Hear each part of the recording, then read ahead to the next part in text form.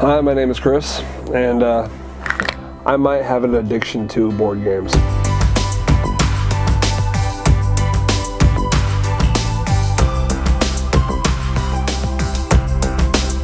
Hey everybody, welcome back to Mild Mannered Vlog. I'm Chris, and for the longest time, as far back as I can remember, I've always been a fan of board games, or card games, or any form of game for that matter, be it a sport or actually just a tabletop game. Of course, it started way back when I was a little kid playing, Hi-Ho Cherry-O or Crossfire or even Guess Who. But as we got older, Guess Who kind of got a little, simple and easy. So we added an extra element to it. I like to call it the Sherlock way of playing Guess Who. So there was a website for her account. The username is her email address, and all together now the password is... Rachel. So we can read her emails, so what? Anderson, don't talk out loud. You lower the IQ of the whole street. We can do much more than just read her email. Basically, when somebody asks you a question, you can either tell the truth or lie. It becomes very interesting. But once high school hit, I was more into video games than actual board games, which, don't get me wrong, is cool. But if somebody brought up, hey, you want to play Clue? Or hey, you want to play Monopoly? I was down for that. But there was one board game that kind of brought me back into the board game scene, so to speak. And no pun intended, but it was Scene It. You could not keep this game on shelves when it came out. I mean, movie trivia game where you could watch a clip and answer a question about the clip, it was groundbreaking. Now from there we played Scene It and Scattergories and all the apples to apples kind of games that you play at parties and stuff like that. But it wasn't until one YouTube series that really brought me back into the mainstream of board games. And that, thank you Mr. Will Wheaton, is Tabletop from Geek and Sundry's channel. If you haven't seen the Tabletop series on Geek and Sundry, you're really missing out. Now there are 30-minute shows, but you can basically watch and check out a board game, and if you like it, go and get it. They even have exclusive rights with Target to release some of those board games at Target. This series has got me so hooked on games, it seems like every time I go into a store, I find myself just running down to the board game aisle just to check and see what they have. Now there's 3 games that came from that web series that I've really gotten into and really like. The first one is Resistance. Now, I'm not going to show you a whole playthrough, but I want to kind of give you an idea of how this game is played. So I gathered some friends around to show you how it's played. Resistance is a great party game, and it ranges from 5 to 10 players. The basis of the game is there is an evil empire that has taken over your world, and you're part of a resistance that is trying to stop this empire. You're trying to stop this empire by going on missions, but little do you know that there are spies among you. Spies that work for the Empire. The game starts out with everybody getting an identity. This will tell you if you're a part of the resistance or if you're a spy. A blue card means you're a resistance member. A red card means you're a spy. Now in this case, with 5 players, there are going to be 2 spies. Once everybody knows who they are, the leader tells everybody to close their eyes. Once their eyes are closed, the spies are told to open their eyes and acknowledge each other. Then they're told to close their eyes again, and on the count of 3, everybody opens their eyes and let the judging begin. Like I said before, there are missions that you're going on, so the first leader gets to pick who they want to send on the mission. Now everybody has an accept or a reject tile that they can vote if they want this group to be the group to go on the mission. Obviously, majority rules. The people on the mission have a pass and a fail card. Now if you're a part of the resistance, you're always going to play a pass card.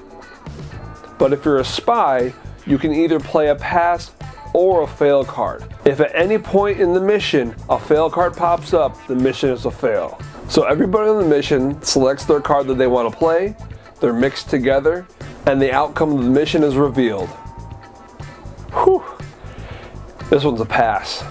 Unlike the first mission now, we're going to send 3 people on this mission. Everybody has to accept or decline. Now the mission members get to decide if it's a pass or a fail, and the cards are revealed. It's a fail. One of the people on the mission, maybe even 2, are a spy. So basically it's a best of 5 missions. If there's 3 successful missions, the resistance win. If it's 3 failed missions, the spies win. The best part is, after each round, you can sit there and just criticize and read body language of people and try to figure out who the spies are. It's a blast. Now, another one of the games from that series that I liked was called Dixit. It's a creativity game. Now, I'm going to ask my friends to demonstrate a little bit for you. The goal of Dixit is to get 30 points, but there's a certain way you go about it. The game starts out with the leader, or as they call it, the active player in this game, passing out 6 of these picture cards to everybody that's playing. Once they're passed out, the active player looks at their hand and decides which one of these pictures they want to use, and they come up with a phrase, slogan, or word to describe it. In this case, let's use the word farewell. Once the active player selects it, he places it face down. Everybody else at the table looks at their cards and finds one that works with that word. They pick their card and they place it down on the table. The active player collects all the cards, shuffles them together, and lays them out along the board. Then everyone proceeds to vote which one they think is the active player's card. Of course, the active player is going to vote for his own card. Once everybody's made their choice, the choices are revealed and the points are dealt out. Now here's where it gets interesting. If you're the active person and everybody guesses your card, you don't get any points. If you're the active player and everybody doesn't guess your card, you don't get any points. So you really want somebody to kind of guess it, but not everybody to guess it. Now, if you're not the active player, but somebody votes for your card, you get points that way. So you want to find something that's close enough that somebody will actually, choose it or guess it. Like I said, it's the first of 30 points, so it can be a quick game or it can be a very long and strenuous, painful game. Not only are these cards creatively drawn, but there's a lot of detail and many, many angles and words and phrases that you can go with on these to describe them. The last game I wanted to talk about was also on that series, but could run anywhere of $40 to $50 in a store. But you can easily, on your Kindle or iPhone, find an app of the game for $2 to $6. And that game is called Ticket to Ride. It's basically Risk with trains. The best way of winning points and winning the game is completing your destination cards and also having the longest continual line of trains across the country. It's an addictive game and the mobile version can be very fast paced.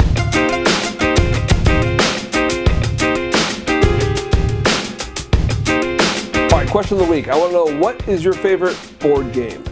It could be a childhood board game, it could be an adult board game. Put it in the comments below.